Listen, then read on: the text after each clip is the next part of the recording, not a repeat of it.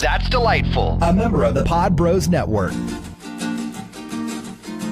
Welcome to That's Delightful. Online at facebook.com/That's Delightful. Now time for That's Delightful. Do we do an entire segment on how musicals are going to be my new thing? Sure. No. Why not? Never, ever, There you go. You ever. can make it delightful. I have something else for my delightful. Well, then no. This is the greatest show. Why can't Zac Efron just be your new thing? Zac Efron's been my thing for a while. He has. That's since Baywatch, at least, if not earlier. Baywatch? Zac Efron was my Teen thing Dad. from 17 again. Yeah, from Chandler. Yeah. That was a good time. Yeah, but Hugh Jackman is stealing my heart. Hugh Jackman had your heart a long time ago too, because you wanted him to be Jack Reacher. Yeah, but that was different. That was. Oh, was it different? He can't be stealing of Jack your heart? Reacher. He's too Wolverine already. Have you ever read a Jack Reacher book? No, I get it. He's big and tall. Yeah. Tom Cruise is short and stumpy. Yeah. Plus, he already had a franchise. It's like, He had what like the fuck? 3. Well, he keeps trying to have other ones, but he's got Mission Impossible. It's a bona fide franchise. He wanted that Jack Reacher money. They might do a third. No, that's not happening. You don't think they'll do a And third? if they do, nobody's going to see it. And then he tried to go Why? He tried to go the I never Mummy saw the route. second one. You never saw the second one? I never saw it either. Oh no, I did. Why does Colby Smulders keep trying to be a the thing? kid, That's right. Kobe, she needs to be on TV. What? Some people are better on TV. Kobe Smulders is not big screen. What's happening right now? That's true. I actually agree with Is you. she? She needs to be isn't she Robin doing- Sparkles again. Isn't she doing Shield Agents of whatever? Yeah, but that's like she shows up every once in a while. Okay. And she was in the bumper of the last Avengers movie. She was an Iron Man. Well, that's the whole thing with Shields is like that's her thing now. She's a part of Shield. Right, Well- I get it. I was just saying. I mean, I'm not trying to mansplain Kobe Avengers. Smulders to you, but that's her thing. Because she's in Shield, all of these Avengers and Iron Man movies, she's going to show up because Shield is part of the Avengers All and the Iron Avengers Man. and Iron Man. Well, Iron Man movie is separate from the Avengers movie. Spider-Man movie is separate. Do I have to mansplain this to you too? Spider-Man Homecoming and Spider-Man is separate from the Avengers movie. Thor is also separate from the Avengers movies. And then when they all get together, they're the Avengers. So do you understand? That makes sense, do you right? Get why I'm going to murder him? I've had your back on this. I need a bona fide Yeah, he's just winding you up. opinion. He is winding me up. I'm But getting one you of primed these for the show. days, He's gonna wind, and I'm going to snap, and then I'm going to be on a show called Snapped. Back on me. Musicals are going to Did be you my thing. see how Ian, though, diverted attention away from Jack Reacher bashing? He expertly and deftly maneuvered us out of Jack Reacher bashing He's good at it. and into, He's really good at the circular argument in general. yeah. All right, show 63. Let's get it going. We have a little house cleaning before we get started. We have to say hello and welcome to Ellie McHale, who's our newest donor at patreon.com/That's Delightful, joining the ranks of Alejandra, Regina, Aaron, Tina, Wendy, Vanessa, Aaron Priest, and all of our friends over at Rants and Reason. All donors again at patreon.com/That's Delightful. You can hit us up at facebook.com/That's Delightful, at DelightfulCast on Twitter, and of course our voicemail. We would love to get one from you, 209-232-5807. We haven't given that number in a while. I know. I was gonna say, and the sad thing is we don't get any voicemails anymore. I could really deal with a voicemail. I can do a voicemail right now, right? Call us, somebody. Spike, where you at, man? Call us on the phone. Oh, Spike, we want to hear your. We're in different accent. time zones, but that's the beauty of voicemail, my friend. If Spike left us a voicemail, that would be positively delightful. It really would. We would play it. Coming up, of course, we got to talk about North Korea. That's like been the biggest Of thing. course. We never got to the Clintons and a little bit of Clinton bashing that Kelly wants to do. Coming A up lot here of in a bit little of Clinton bashing. Kelly has. I just It's almost a passion it's like a fixation. to hate the Clintons. Also, the girls are now allowed in the Cub Scouts, and somebody on my Facebook page has put her girl in the Cub Scouts, and she's already getting some backlash. And I'll read her post and get your reaction on that here shortly. And I have to say this again to all of our Patreon donors who are currently donating right now at patreon.com/That's Delightful. I know I promised you a button, and I need you to please reach out and tell me what you want your button to say. They did. I know, and I need you to do it again because I can't find find the post. So please, facebook.com/that's delightful. If you are currently one of our Patreon donors, if you could please let me know what it is that you want on your button. It's got to be words, because I'm not a graphic artist. I can put like a picture on there, but it's probably going to be black and white. You know what should happen is Michelle should write like a 2-sentence erotic short story for a button. No, why do you suggest shit? Shut up. That's not a bad idea. Yeah. It is a bad idea. Like a haiku, a dirty haiku from Michelle. I'm not making a haiku. Dirty haiku, come on. If somebody is currently donating at patreon.com/that's delightful and they would like a dirty haiku from Michelle, I think they should get a dirty haiku from Michelle. No. It's 575, so No. let's make one now. 575? No, okay. Glistening nipple. I like to paint it purple. With This my haiku top. is sad. That's not dirty just because it has nipple in it more and more. Yeah, it is. Nipple clamps hurt. Ouch. That's 5. You're doing slam poetry again. You make everything slam poetry. Nipple clamps Nipple hurt. clamps hurt. Ouch. Ouch. No, you gotta do an. Owie. Ouch. My nipples. That should be on it. In summary, nipple poetry this week on That's Delightful. That was all we could come up with. Michelle, you going to save us from our... No, Yeah, you're the worst. I am. I wrote a haiku about Ian snoring once. Did you really? Yeah, it was on my Facebook. It was. I thought it was amazing. Do you remember it? Oh God. I'm See, you're gonna already kill better. him. What was it? Smother him with pillow.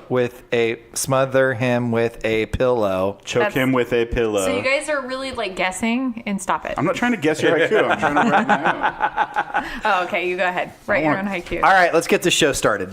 And again, facebook.com/that's delightful. If you are a current Patreon donor, I know I owe you a badge. Please, again, let me know what your badge needs to say. And Michelle's dirty haikus are on the table. And by the way, if you are a Patreon There it donor, is. you have access to our vast library of exclusive content, which consists of the 3-hour odyssey of Drunk Kelly watching The Notebook / Magic Mike.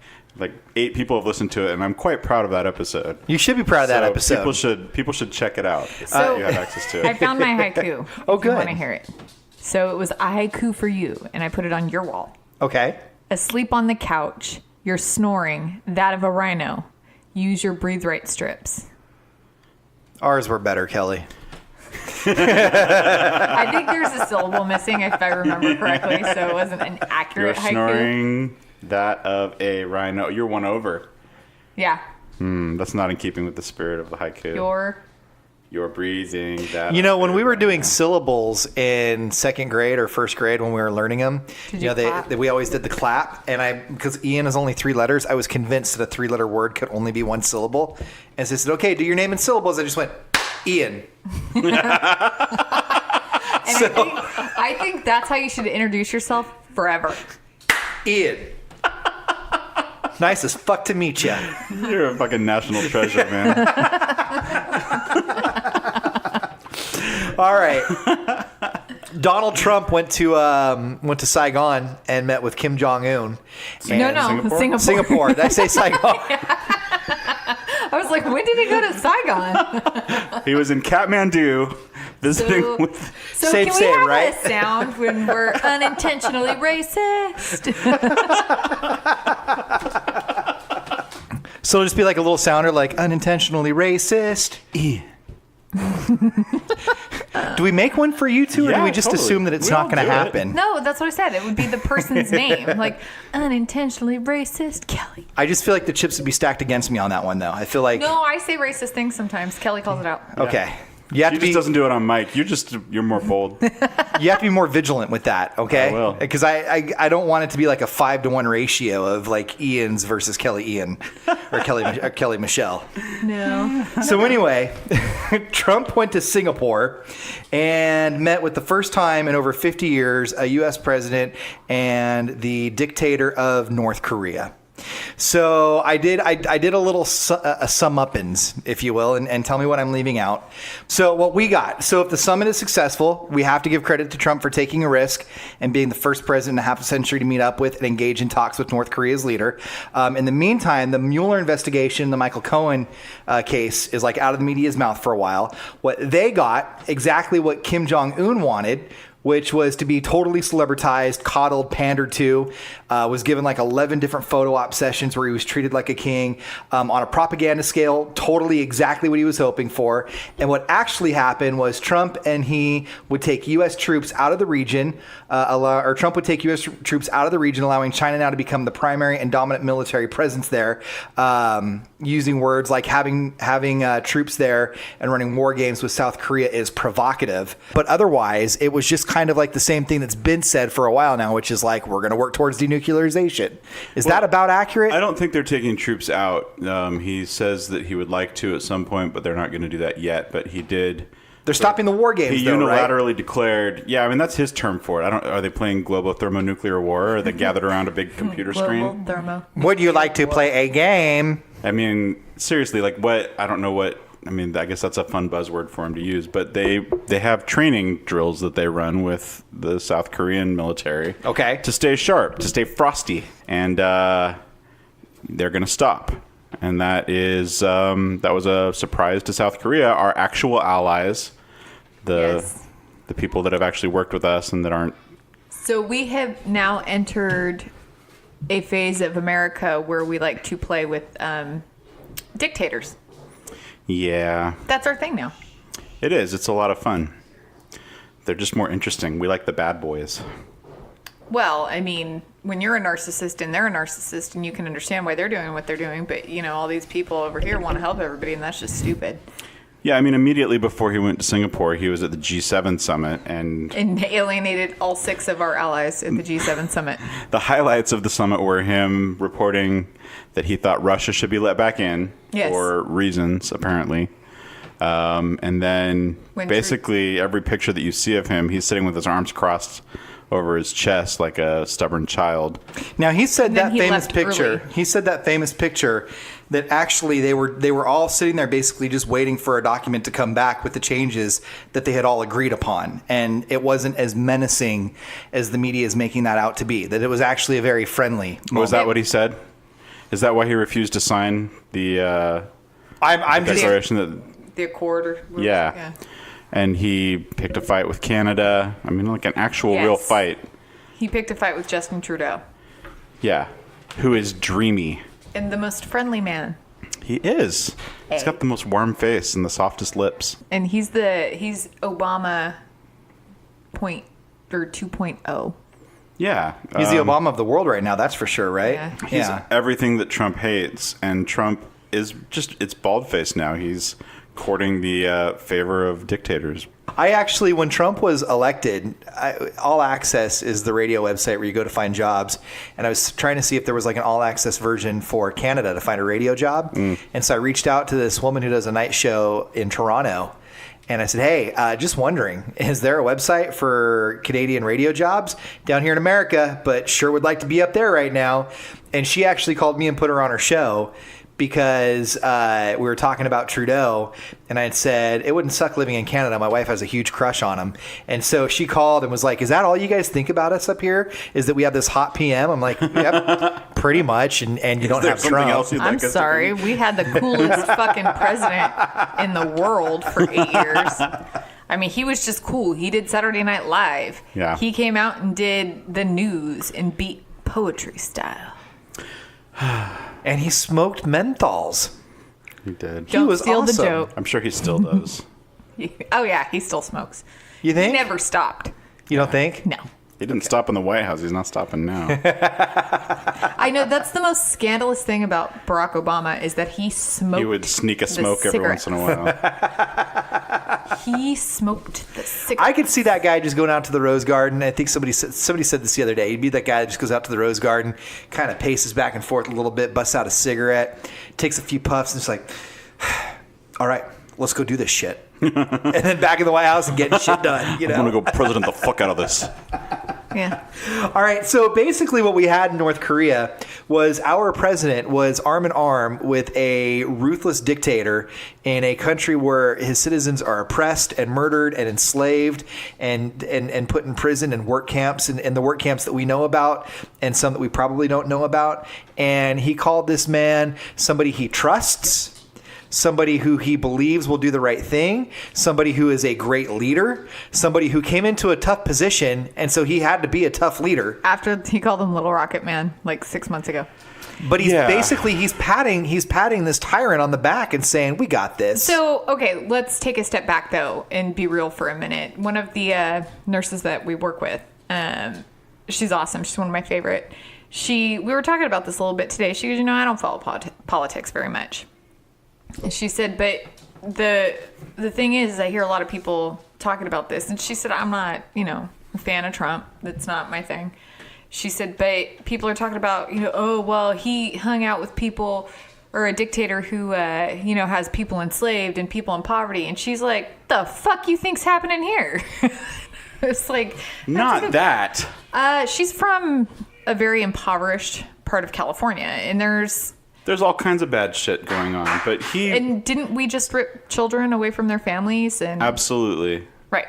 But he's ordering hits on his family members. I mean, there are levels. Is our leader not?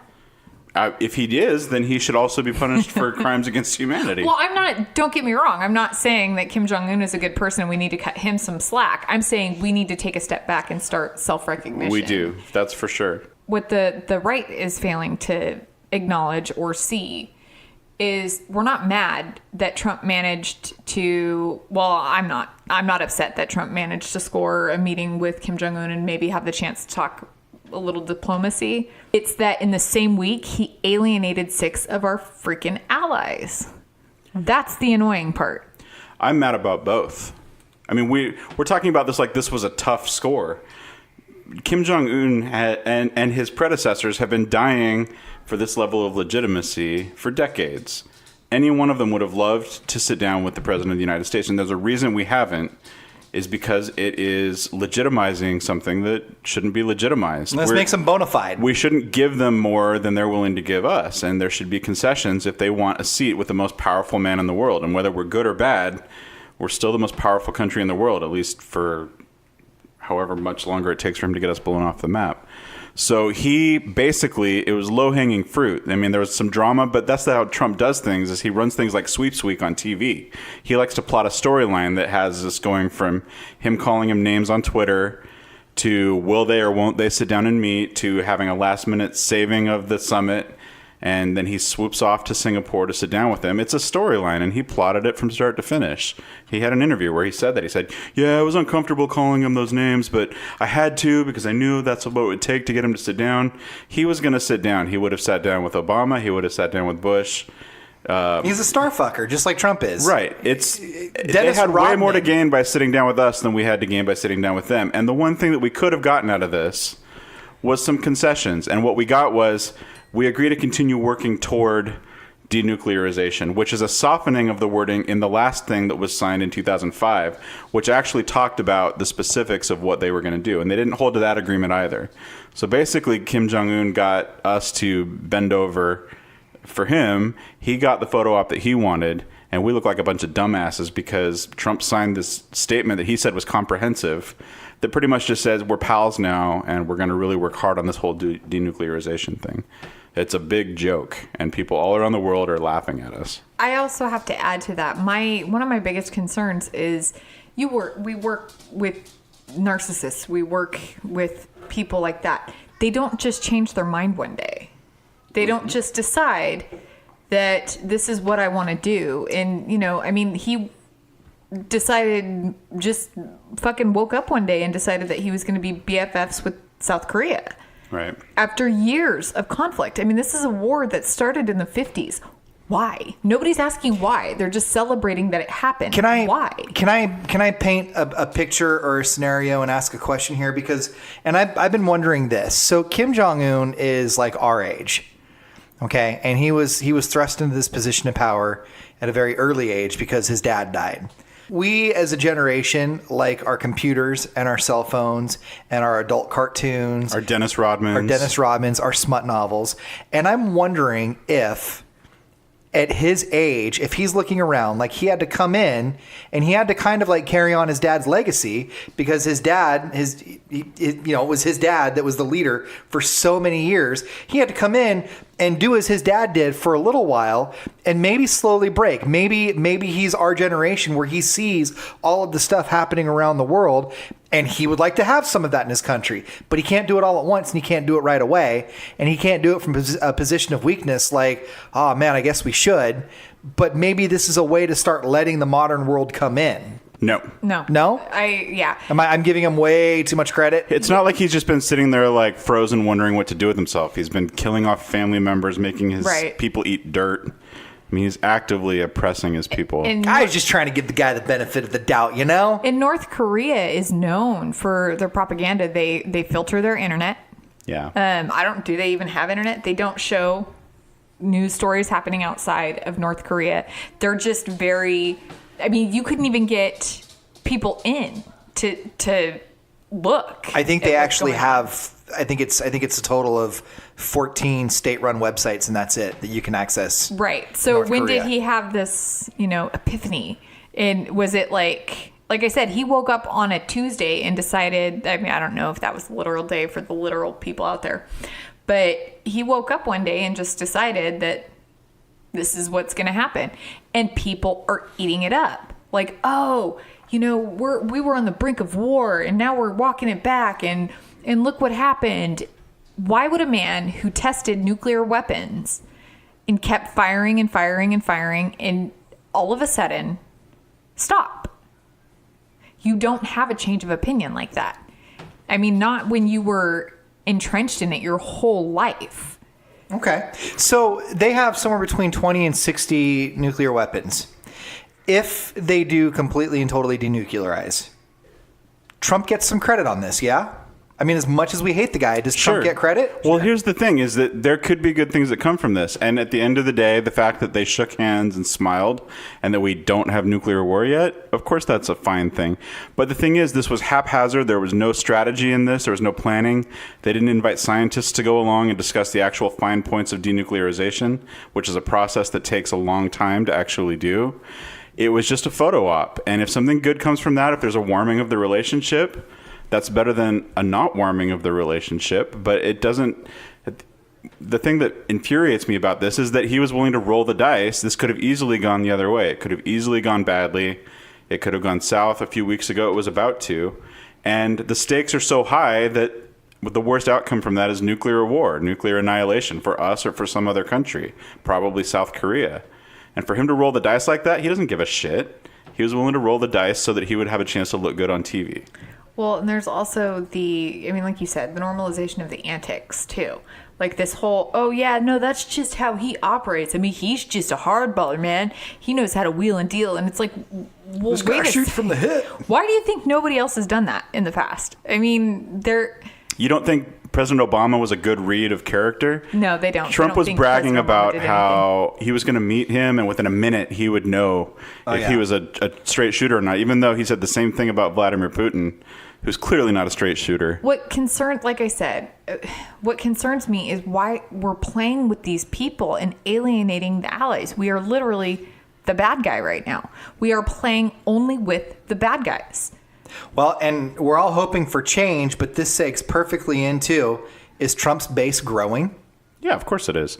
I think for right now. The optics of the story are awesome, which is what he knows. That's the genius of Trump. So one area where you can't touch him is that he knows what plays to people. He has an innate sense of what he can do that will make the people who aren't willing to actually dig deeper into what's going on. As all antisocial snake oil salesmen do. I mean, the high-functioning antisocial personality is very good. Just intuitively knows how to read people and give them what they want. Yeah.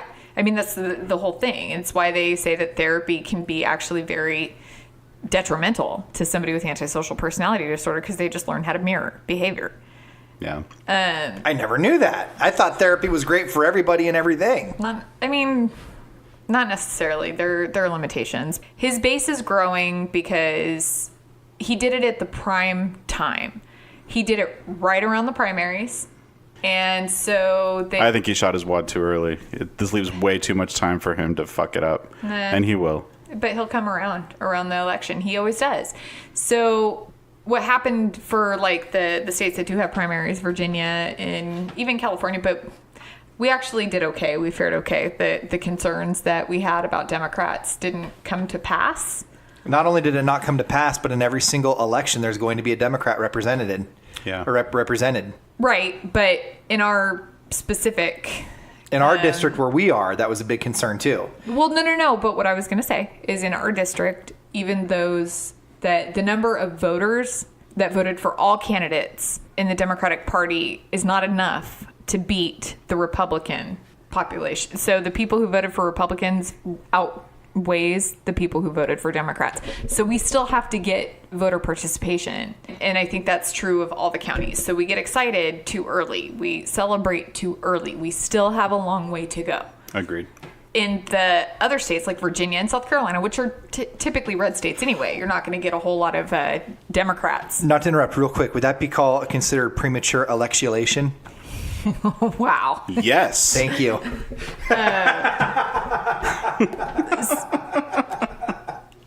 So with these primaries, what they're saying is that the Republicans that ran against the other Republican candidates, the ones who supported Trump, are faring a lot better than the ones who ever opposed him. And one of them was a candidate in an area that had served 20 years. He was an incumbent. So I don't necessarily think all credit goes to Trump on that. I think there are a lot of frustrations with people about the way things have been done with the mainstream Republican Party. But I would say that there's probably a lot of people right now that think Trump is the shit, and it's scary because what happens if we don't win the House back? 4 more years. 4 more years. Yeah, honestly, he'll be reelected. He'll have 8 years in office. Right. And right now the Supreme Court is voting against things that it just shouldn't win. I mean, voter suppression won in Ohio, and they stole that seat. Well, we should change the name of our show, you guys. We need a new name. As we hit that suicidal mark of the show. We should call the show That's Bleak as Fuck. That's not as delightful as I thought it would be. Hey, do you want to bash on some Clintons? Hell yeah. Bash on some Clintons, boy. Who's the face of the Democratic Party right now? Barack Obama's out windsurfing. Who's making the rounds on the talk show circuits? Well, it's Bill Clinton. Bill Clinton, who wrote a book with James Patterson. Does he have Patterson. Parkinson's? He does not look healthy, but he's also old. He does all the meth. You heard it here first on That's Delightful. I saw Bill Clinton sucking dick for meth. He's got a meth tremor. I think he's got Parkinson's. Like, it looked like during the Democratic National Convention, Clinton looked like he had no idea what was happening. It looked like Chelsea was really kind of guiding him along. Like, he was like... Over here, Dad. Follow me over here. He was like, why are we here? The Monica Lewinsky thing came up in an interview. He wrote a book with James Patterson. James Patterson is more of an idea than a person. He writes like 150 books a year, and almost every book that he writes says James Patterson with Guy Smiley, or, you know, the person who actually wrote the book is written right underneath his name. Francine Pascal did that too. Yeah, but that's like Hardy Boys and, you know, Sweet Valley High. Like, this is...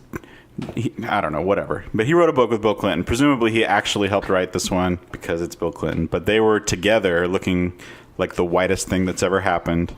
And and they asked him, like, in the era of Me Too, what insights do you have about your own experience with Miss Lewinsky? Are there things that you wish you had done differently? Have you had any thoughts on that? And he was immediately defensive, and he started doing this thing which is like the telltale, like, he does it a lot, where he'll point and he'll like lecture and he'll point at you, right? Which is the thing that Mock politicians outrage. don't do. They teach politicians to kind of do a soft kind of non-pointy kind of thing, but he immediately goes into lecture mode and he starts pointing at this guy. And in saying, office, Bill Clinton was the thumb, right? He would do the thumb thing. Yeah, there are different ways to do it. He still did the mock outrage and the self-righteousness. You need to get your facts straight. I never. Yeah, and I mean, it's a complicated thing because, you know, you can hate him for what he did and for sort of dampening our image of the office of president.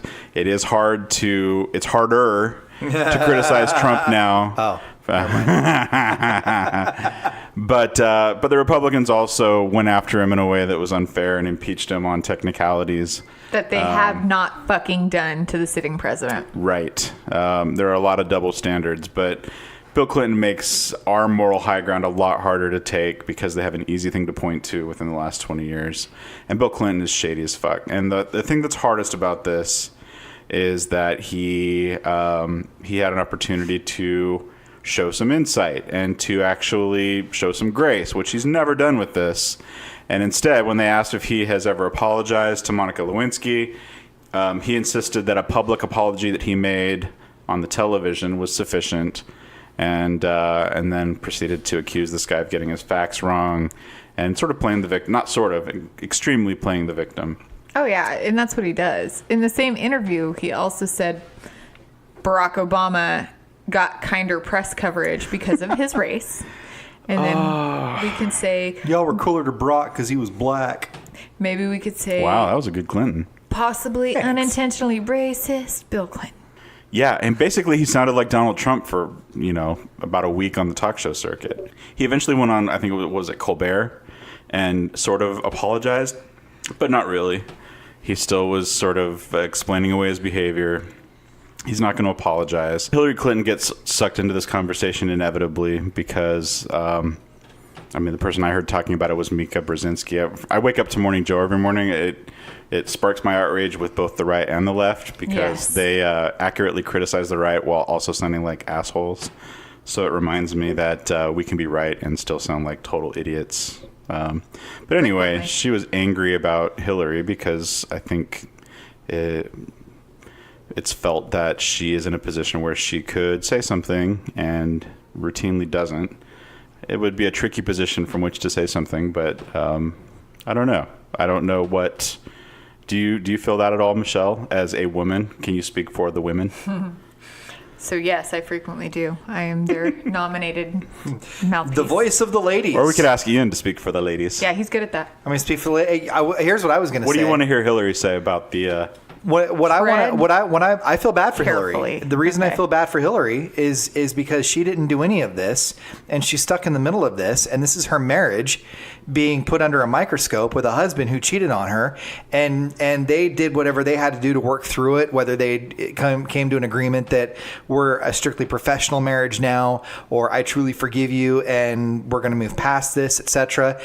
So this woman has to constantly hear about and answer questions about her husband's philandering, and that's got to be tough. Well, and why is it? Why would it be her responsibility to say something about Monica Lewinsky? I think there's two victims in this. I think Monica's a victim, and I think Hillary's a victim. I think Bill's a perpetrator, and I think he does need to say something. But he's a predator. He's a predator. But if I'm Hillary Clinton, the last thing I want to do is talk about my husband getting a blowjob in the Oval Office from a younger woman. And also, it's so wrong to expect her to apologize for his behavior and act as though, you know, she should have done something to prevent him from doing this. I have no doubt in my mind she didn't co-sign it. You can't criticize somebody for choosing to stay in a marriage. When it's their life, it's their marriage. It's wrong to blame a woman for what a man is doing. Agreed. Did I say good things too? Yes, you did.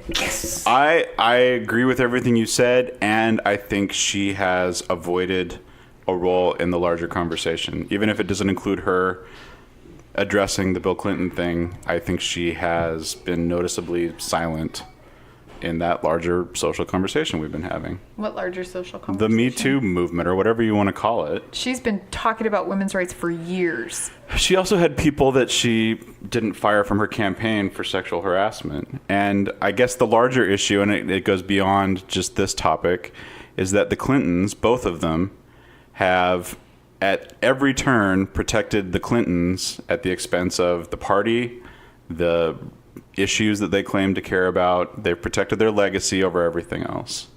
And that doesn't, I'm not saying specifically with regard to her protecting what he did or not divorcing him. I'm not saying she should have done any one thing. But overall, both of them have chosen to protect the Clinton legacy and future Clinton political potential at the expense of the Democratic Party. Can we point out, though, that the one bright spot out of this whole Clinton thing is Chelsea Clinton has turned out to be pretty fucking awesome. I don't know. I think on Twitter... I think you have an animosity towards the Clinton that's not necessarily justified, and I think it happens... I was kidding. Chelsea's awesome. Calm down. God damn. But I think Clinton apologist. I think they're figureheads. No, I'm not. They're not. I'm kidding. I'm kidding. They should be removed from the Democratic letterhead. They should not be. Why aren't they though? Because they insist on insinuating themselves over and over. But I think who she would gives run them again that if she power? could. It's the old guard of the Democratic Party that won't let go of them. Who gives them their power? The people. We have the power. We refuse to acknowledge it and decide to sit in the victim mode. We have the power. No, we don't. The Democratic Party has the power. The superdelegates had the power. Right. We could change it if we wanted to. People can change it. What have you done? Oh, shit, Kelly, what have you done? I'm just saying. What? I do a weekly podcast where I say bad words. We're raising awareness one show at a time. This We're is show, listened to by dozens. Leave me alone. show 63, by the way. I'm allowed to be angry that the people with all the political power use it to preserve their own image and lie. But it's not just, and that's what I'm saying. I mean, it's like the leader of the United States. I hate calling him the president right now. Anyway, so he's a figurehead, essentially. The president does have power. The one that we have right now is usurping all of the power. But ultimately, the people are responsible for the government, and we refuse to acknowledge that. Are you victim blaming? That. You're victim blaming. This is not a dictatorship. We have an electorate. We have a democracy. That balance of power has shifted more and more over the years. So yeah, we do have some power. But how did it get there? From before we were born, Michelle. There are things we can do, but don't put it back on. It's your fault if the government's this way. Why haven't you risen up? Why haven't you? Why is the voter, the vote essentially? That's a conversation we can have. 5%. But that doesn't make it not okay to criticize the people in power, which is what I'm doing right this minute. Yes, we can talk about what we can do to be politically active but in another conversation. Right now, I'm fucking pissed at the Clintons, and I'm allowed to be. I didn't say you weren't. Yes, you were kind of saying that. Oh, no. Let's go. Come on. Come on.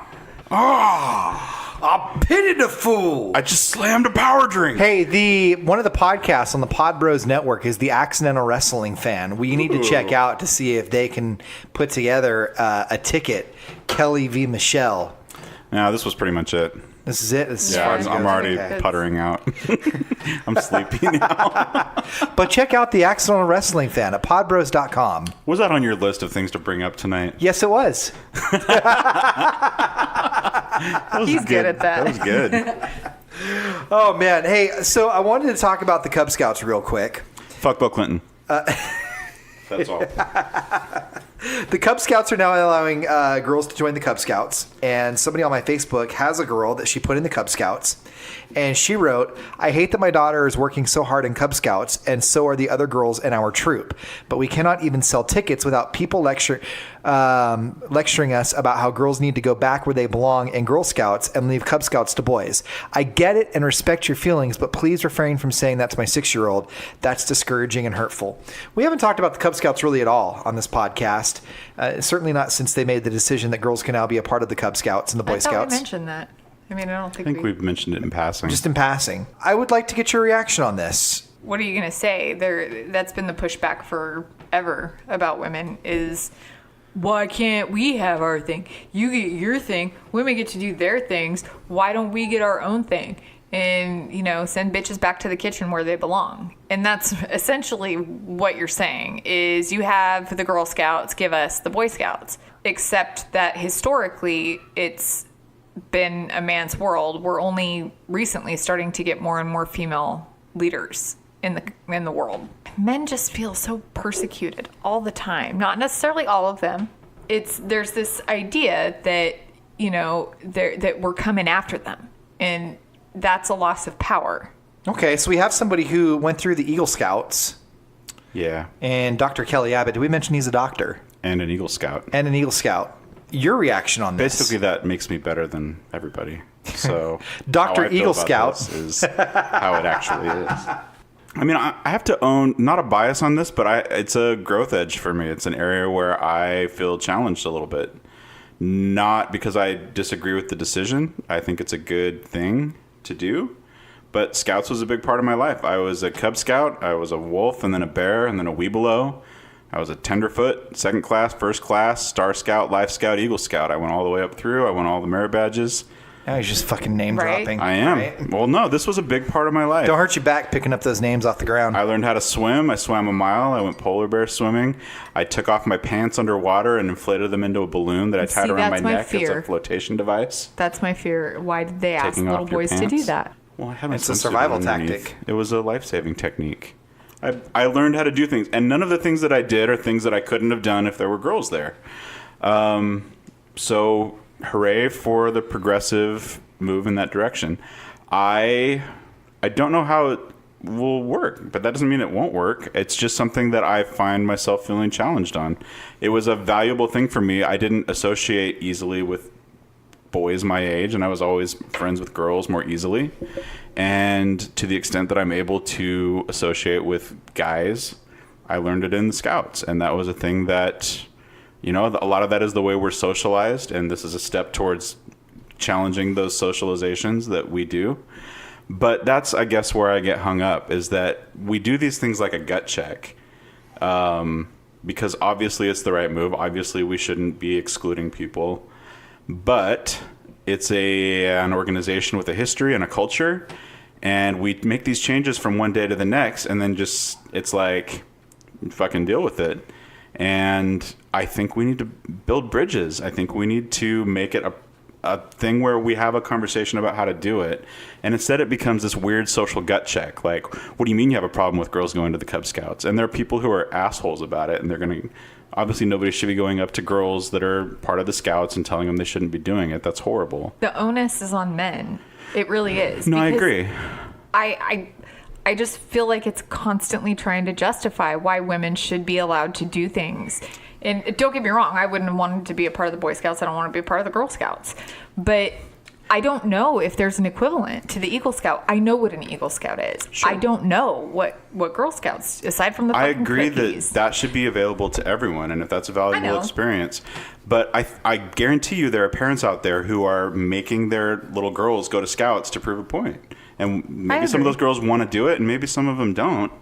But that's the kind of thing we end up with, is we get people trying to prove points on both sides, and nobody listens to anybody. And so I wish there was a way for us to talk about what this will look like.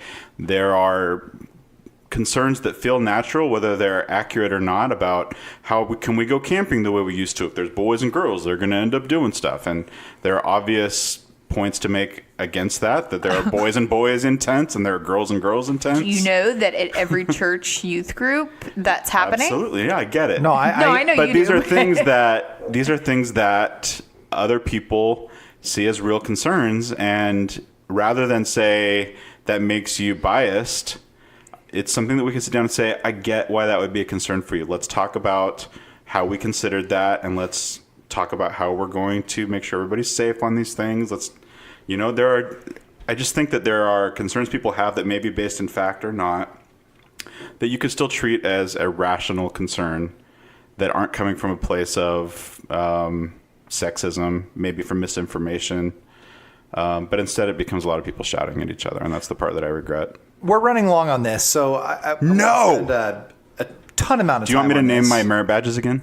No. And how you earned each one. But it was hard. Kelly said something that struck a chord with me, because I did Cub Scouts. I left after Weeblo. But Kelly mentioned that he had a hard time making friends with other boys, and this was kind of an avenue and a path for him to do that. I had a hard time growing. I was bullied a lot up until around 5th or 6th grade.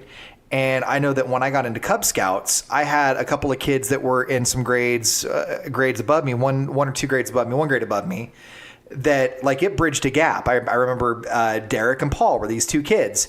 They were part of the group that would pick on me from the upper grades. And now we were in Cub Scouts together. And now because my mom was a den mother, now these kids were coming over to my house and we were doing Cub Scout stuff together. And I was able to relate. It made it a lot harder for them to be shitty to me at school the next day when they were at my house playing with the goats and doing shit in the backyard for Cub Scouts. So I agree with everything that Kelly said. My issue is that I think it's extremely easy, and especially for me, I think the same as Kelly, it's very easy for me to make and maintain friendships with females. You don't have to try that hard. And especially when one is in a marriage, it's not really practical. It doesn't work. It's not appropriate is the word I'm looking for. It is with the spouse permission. Anyway, with spouse's permission, sure. But I think Cub Scouts give dudes a chance to be dudes and learn leadership as dudes together. And if girls aren't getting that in Girl Scouts, I think that there needs to be a serious look at the program and a retooling of the program. If girls are wanting to do more camping and more learning how to tie the knots and more of all the stuff that they're doing in the Cub Scouts, why can't that program be looked at and retooled, I guess, is my next question. And I'm not trying to be I'm not trying to be sexist. I'm just wondering out loud. Well, no, nobody's trying to be. But my counterpoint to that, first of all, it's not about tying knots. It's not about camping. It's about, there's been an organization with a lot of history that's well respected and known for its leadership and doing these very noble things. And there's another organization. My bad. Did Michelle's phone just go off? Remind every point you're about to make. Anyway, there's another organization that is known for its cookies. And so, don't get me wrong, they are delicious cookies. But Thank you for stipulating that. And to offer, I'm not negating what you guys are saying. I understand. But I will say that while it doesn't hurt to have those male bonds or do dude things, you guys are also, you're not afraid of the gender role reversal. You're a single father. You have, every other week with your kids, and you are attentive and you are supportive and you take your daughter to Claire's and you're not afraid to do these things. Wrap up in all that warmness. I was getting ready to be defensive if you were going to challenge my point, but how can I argue with that? But, Ian, he's home at 10 o'clock. He's with the kids. He takes care of them. I'm at work. This is not a bad thing. You guys are partners. You're equals. And the dudes that do dude things aren't always that way. If you notice, males who have primary friendships with other males are not typically as equal or as cool with equality between the sexes. So it's not a bad thing. I agree. But then I guess my counter to that would be, if that is an issue, why can't both programs be restructured and retooled? They can. Why? And by that I mean, why can't the Boy Scouts also focus more on gender equality education and still keep it for something where this is where guys can come hang with guys? And why can't the Girl Scouts beef up what they teach their patrons and make it not just about cookies, but make it about all the things and the experiences that they want to get out of the Boy Scouts too? Why can't they make both programs more equal? Like separate but equal? Separate but equal. Yes, that worked so well for the races. He's being ironic. I know. But I'm just saying. I see it as an important paradigm shift, but a paradigm shift is just that, and it's sometimes a seismic shift. And this is a big shift. And all I'm saying is, I'm not mad at it. There is a need when there's a big shift for psychoeducation to update people to the new paradigm. Agreed. And we don't do that part very well. And we don't. we don't do that with anything, but we also can't. It's a cost benefits thing. We cannot do it at the cost of the oppressed. I mean, agree. And I know you know that, but we can't just say, well, we got to take it easy and wade into the waters, because it still comes at the cost of the people who aren't receiving equal treatment. And as far as the separate but equal scenario, if we threw away the girl and boy title, you could just have the Scouts. I was going to actually, you took the words out of my mouth because I was going to say that. Why not make it the Scouts of America? But why not find a way to partition? So there's three different facets. There's the boys, there's the girls, and there's the stuff that they do together. But I think that it's important for boys and young men to have time with boys and young men and to bond within themselves. And I think the same goes for women. And I think that Bless you. in addition, having a program that in 3 parts equal brings the two together and makes them work equally together as well, I think that could be beneficial. But I don't think you can take away the component of males bonding with other males or females bonding with other females. I think it's important for both, and I think it's important for both to also meet in the middle. But I just don't think you can take that away from both. But you don't have to choose. And you're making it a forced choice. But you're also taking away choice. You're taking away hey, I really just wanted to bond with some males in this, because you're putting them all together instead of having 3 separate or 3 separate ways to do it. And do you understand what I'm saying? Yes, but you can also hang out with your friends. I mean, it doesn't have to be that complicated. I also get along better with the opposite sex. I always have. I have more of a just like whatever attitude, and I tend to offend people easily. But Like dudes. But at the same time, I have female friends. It's not a choice or a forced choice. You can do both. You have to essentially figure out a way to get those kids out of their comfort zone. And you can do that and still not segregate. You're making it a forced choice. I'm gonna have a huge issue if I have a very horny 14-year-old son. I'm gonna have a huge issue with him going on a Scouts camp out for 3 days with horny 14-year-old girls. I'm sorry. Where did you lose your virginity and how old? That's beside the point. No, it isn't. So you weren't in Boy Scouts with other girls on a camp out. You were at the top of a movie theater. I found a way to do it. But as a parent, I found a way to do it. But as a parent, I'm just saying. What? I got hung up because Michelle's laugh sounded like Pee Wee Herman just a minute ago. She's like, I hate you. or Krusty the Clown. Anyway, I'm going to have an issue with that. As a parent, I'm going to have an issue. As a teenager, I'm going to find ways to get around it. As a parent, I'm going to have an issue. As a parent, it's my job and my responsibility to teach my children about safe sex. I have no illusion that they are going to be horny no matter what I do. Right, but I don't want to set the table. I want them to have to. Okay, to now find, we're devolving into a parenting conversation. Yeah, I want them to have to work as hard for it as I did, and to sneak around for it as much as I did. A year older than they were that you're talking about. Anyway, like I said, I'm not mad at it. I understand why it's happening. I also still, like Kelly said, it still raises my heckles. Is that the phrase? Can I just say that when we first got together 10 years ago, you also had the same feeling about gay marriage? I didn't really believe it. Zing. I didn't really. There's a lot of quote beliefs I had when her and I got together that I never really held fast to. I don't think you hold fast to this either. Anyway, I think I'm in the same boat as Kelly. I think I probably hold a little faster to this one than you may think, but not in a way that I don't understand why it's happening. I think that it could happen differently.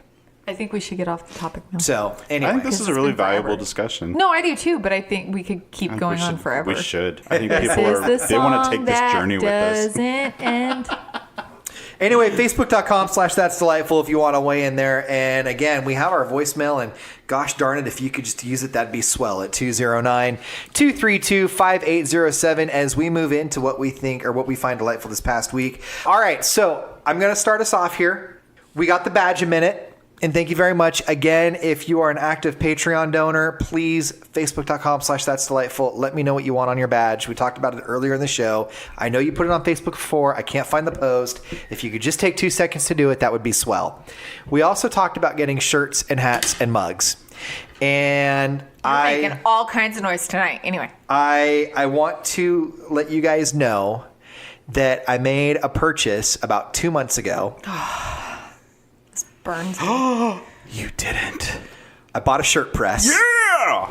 Problem is I don't know how to print out the presses. So For the shirts. Let's walk this back a minute. So he tells me with this giant box in the garage, he's like, it's a present for you and Kelly when you open your office. And I'm like, the fuck is it? So we've been shopping and and we're buying all these things. And so I keep seeing this box and I'm like, I don't understand where's this thing coming from. So he tells me finally what it is when I press him. And I said, I'm sorry. Heat press. How is this a present for us? And he said, no, I was going to make you shirts for your office. The first design that I came up with was your guys' logo that I was going to try and put on a shirt and a mug. And I haven't been able to do it yet. Don't fall for it. You should have told her it was a Sibian. For the office. She doesn't know what that is. I don't. I know a thing Michelle doesn't know. What the hell is that? Did you want to get one for the office, though? No. You don't want to get a Sibian for the is. office? I don't know what it is. What are we Okay. talking about? Is it a tiger? It's therapeutic. It's Well, why don't we just let her Google it later? yeah. I just hate you guys. Google Sibian. Call your mom. And So ask her. anyway, Dude, I you don't think even want to know. My mom knows all of I it. think in the next month or two we'll be able to do shirts. I think. Don't hold me to that. I think. I haven't opened it yet because I don't have all the things for it, but I think in the next month or two we can do it. So we have a shirt press now. Now, sometime in the next year, we may have shirts. I find that delightful. I think it's awesome. I was going to make you guys some shirts for your practice. It didn't work out very well. Michelle gave me the full court press. There it is. We have a shirt press now. Yay! Michelle, what you got for us? It's with a Y. SYBIAN. Is that what it is? Hold on. Kelly, go ahead because I'm not I'm proud. Googling this. No, we're going to wait for you to find it, and then I want just you go to ahead read the and description. this is going to be what I find delightful this week. How is it taking you so long to look that up? It's not. What am I looking at? It's a masturbation device. It's a I've seen it before. it's a whole contraption. They have it at the toy chest or the Dude, pleasure they have a chest. Sibian at the pleasure chest? Oh yeah, Good hell. For you to sit on, like on display? yeah. Joy got in trouble because she sat on it, and then just to like joke around, and they were like, "Don't touch that." She was like, "Okay." Unless your name's Howard Stern, you don't go near it. Everyone that comes to Howard Stern's show has to ride the Sibian. Yeah. Well, not everyone, just Just certain the hot subset. ones. Yeah. Oh, okay. Just the hot women. I got it. That was I'm really not- sexist, Kelly. Why'd you say that? Wow, all I was stating was the fact. I wasn't endorsing it. All Kelly was saying is the hot Everybody- ones ride the Sibian on the Howard Stern show. That's all Kelly was saying, and they better never try and blend that with the unhot population. All right, Michelle, go. So I need to do more of this winding Michelle up thing. You've been really onto something Telling here. you, right? Right? he does it for his personal entertainment when he's bored too. It's super fun. Anyway, so mine is there's an author that I found this week, Kate Stewart. She's got a lot of like really, I mean, I don't know. It's another one of those. She's very well written. I know it's not funny for you guys, but it is for me. She's got a lot of humor, well written, a lot of like thrown in. What's the word I'm looking for? Social justice. That's what it is. A lot of that, what do you call that? The thing that I studied. That social justice. The thing that I studied. That whole equal and not separate. Yes. But there's like in the book I'm reading now, I think it's the Brave Blue Line. It's a cop has to arrest one of his high school friends, and he was a running back, I don't fucking know, football player. And he was black and living in an impoverished neighborhood, and he arrested him. And the guy talks to him and says, you know, essentially, why are you doing this? And it turns into this whole thing where he's like, you know, look around you. What do we have? We have nothing. You know, they give us hope and then take it away. And when we're no longer of use to them. And it's just really good. It's a good speech. But it is still a softcore porn book. So, you know. I was going to say, is you're this a smut book? Are you... Social justice and smut. It's my favorite. Why are you doing this? Look around. We have nothing. Oh, you've got something, and I can see it bulging from your pants. That's all we have. No, That's it's the all I hard want. ridge outline. You live in the projects? I'm sorry. That's Are you cool. uncomfortable saying hard on? You're my project. No, I prefer throbbing member. Yeah, I'll let you get back to Reginald's throbbing member. All right, Kelly, what you got for us? Well, I was hoping that for this week, what I could claim was delightful was the new season of Arrested Development. What I can say is delightful is that I got to endure the new season with my pal Ian. We did the long slog in one day, and it was not good. It was a tough watch. It's gotten worse in retrospect. It had moments of hilarity, but by and large, it made the whole series feel less funny to me in retrospect. They're all just so much older now, and it doesn't work because if you look at it, they literally picked up like a couple of days to a month after season 4 ended 4 or 5 years ago. And suddenly Job looked like he'd been on a meth bender for a week and he had huge bags under his eyes. And then you realize that's just how Will Arnett looks anymore. Will Arnett got puffy. He got super puffy. Portia de Rossi got older. Jason Bateman got older. Yes, they do that. Michael Cera looked hell old. Yeah, it's all just kind of sad. And Jeffrey Tambor is no longer a likable fellow in life or on the show. Although they threw shade at Transparent pretty strong. They did, in a really mean-spirited way.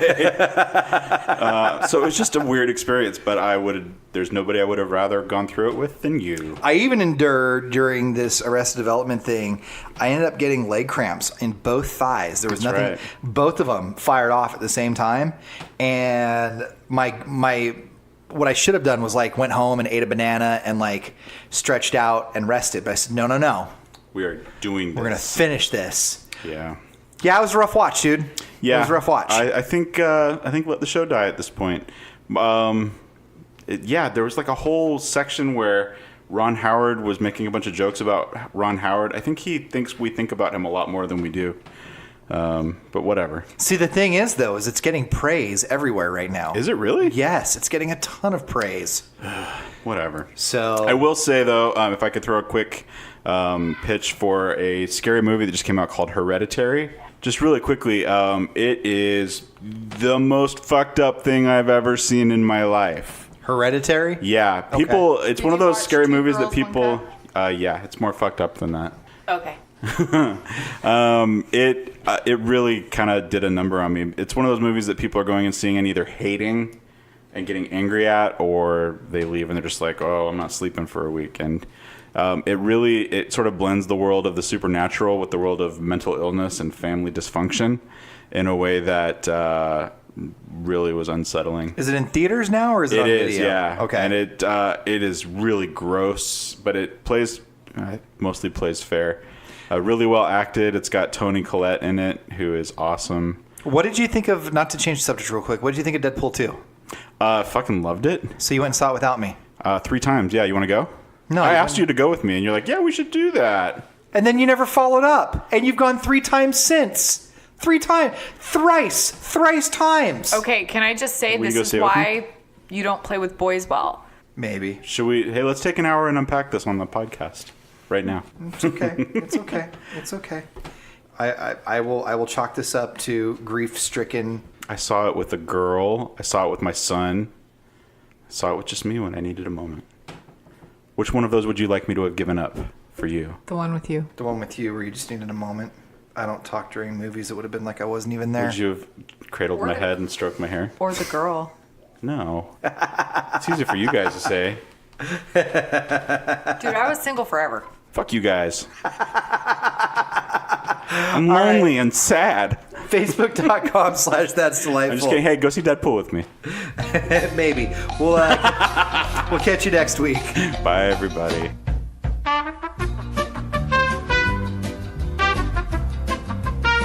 Thanks for listening to That's Delightful. Online at totallydelightfulstuff.com, facebook.com/that'sdelightful, and on Twitter at that'sdelightful1.